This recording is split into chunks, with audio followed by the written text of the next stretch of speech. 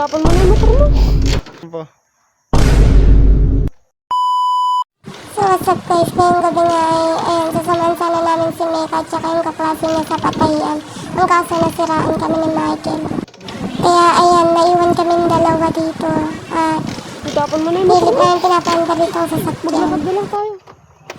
Pala guys, nandito kami sa apartment. Dito namin sinundo yung kaklase ni Meka. Ayan, susunduin sana namin yung kaklase niya.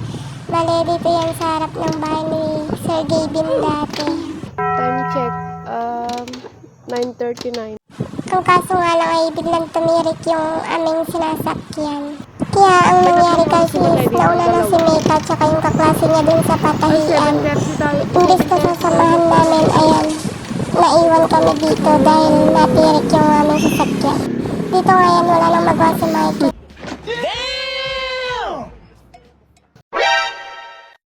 Boring niya nga dahil ayaw na umandar yung motor niya. Ayan, napasayaw na naman siya.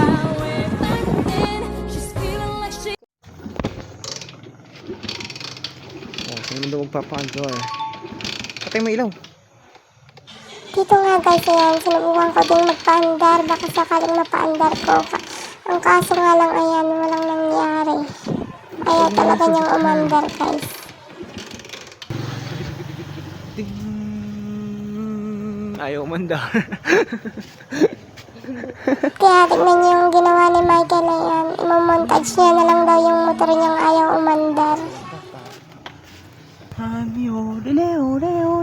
Ito yung sira niyan, Gar. Ito po yung sira niya, yan. Ito yung spark plug po na yan. Yan yung pinigyan yung spark plug. Awa naman. Awa naman. Paano magtampo? Paano magtampo? Parang na tayong tanga. Ninawang oras na tayo dito. Isip na motor to. Bale dito kasi, naghihintay na lang kami ng tulong at naiinip na din ako kaya napasayaw na din ako dito guys. Yan. O diba mukhang tanga.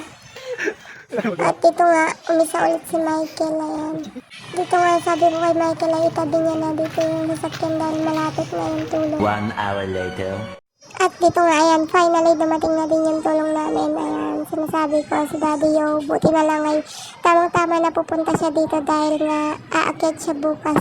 Para bukas kay Meka dahil nga cut and pinning nila. Ayan.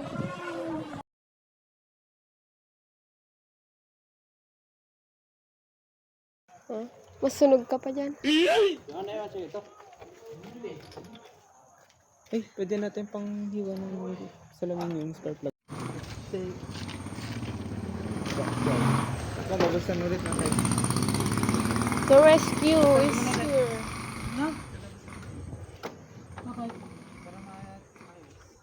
Sabi ko sa'yo eh, alas 10 darating niya. Ayaw mo maniwala sa akin ah. Oh, 10:07.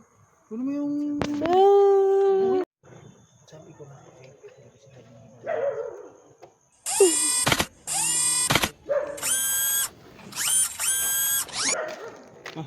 At sa part naman na ito ay, ayan, binabaklas na nila yung spark plug dahil spark plug na yung sira. Ito guys, susubukan kung ma-spark ba yung dating nakakabit at ayan. Bimili ko ready na ha. Tatadyaan mo na. Samantalang siya kanina takot na takot ay. Hindi na kami okay. Ayan, excited. Wala. At ayun nga guys, walang spark, parang kayo ng crush mo. Huy! At dito nga guys, susubukan nga naman kung ma-spark itong ipapalit. Oh, yan meron. Spark plug nga. Napakahirap tayong dalawa. Spark plug pala talaga yung dalaw. May patulak-tulak ka pang nalalaman ha. Ay, ako pala nakaisip ko. At dito nga kakakabit pa lang ngayon, pinadyakan agad ni Michael sa excitement. Ay mo na! Excited kasi. Dry lang. At dito nga yan, papahanda rin na ni Michael finally. Ayan! One leg. Ay, inaluya.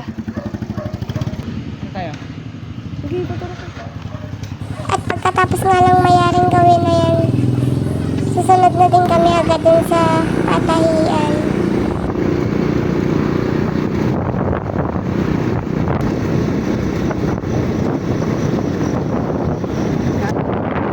Layo pa pala. Ah, diretso. At ayun nga guys, nakarating na rin kami ng patahian. Ilingan yan. Kababoy ka.